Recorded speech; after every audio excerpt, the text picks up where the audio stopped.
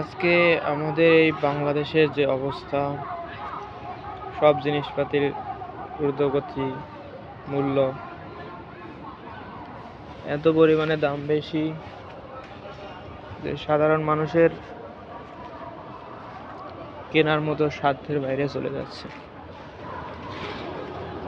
তো আমরা সবাই সবার নিজ থেকে যদি উদ্যোগ নেই, তাহলে হয়তো বা ভালো কিছু করতে পারবো। দেশকে ভালোবাসতে হবে, দেশের মানুষের কাজকর্মকে ভালোবাসতে হবে, তাহলে আমাদের এগুলো সব সমস্যার সমাধান। দেশকে ভালোবাসে না মানুষ, দেশকে ভালোবাসতে হবে।